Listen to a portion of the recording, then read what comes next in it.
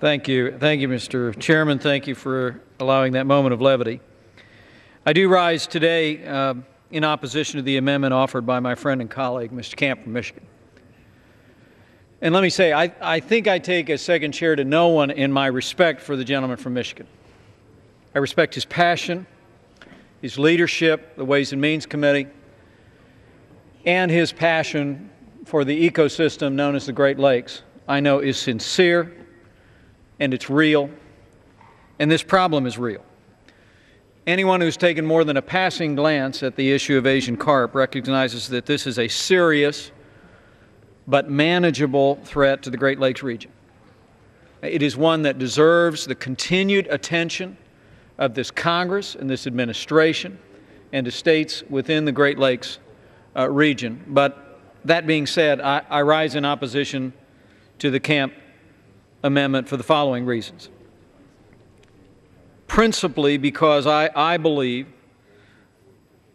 that this amendment would have a devastating effect on Hoosier jobs and the ports of Indiana. The Kemp Amendment would prohibit the Army Corps of Engineers from operating the navigation locks located in the city of Chicago. It's the only waterway in the Great Lakes system with access to the Mississippi River Basin. The separation of the Great Lakes from the Mississippi River will cost thousands of jobs, will cause great harm to many Hoosiers who manufacture and grow our products. According to a study by the ports of Indiana, commerce through the Chicago locks is responsible for $1.9 billion in economic activity and nearly 18,000 jobs in my home state. In addition to the economic damage this action will inflict, I would submit respectfully that there is no evidence that actually closing the locks will definitely keep the Asian carp out of the Great Lakes. The U.S. Fish and Wildlife found a year ago that there is no, quote, combination of lock operation scenarios that experts believe would lower the risk of Asian carps establishing self-sustaining populations in Lake Michigan, close quote. In fact, the Asian Carp Working Group, according to those, there are dozens of alternative methods fully to be explored, and Indiana is fully participating in the federal government-led effort to stop the Asian carp migration.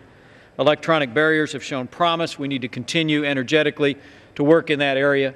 The gentlelady from Illinois also outlined different areas.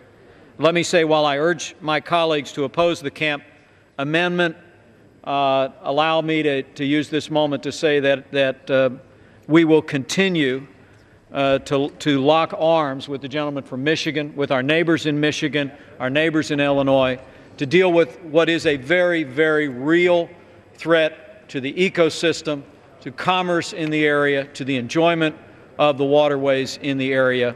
And with that, I'd be happy to yield. Well, I appreciate the gentleman's words and also his commitment to try to work together to resolve this issue.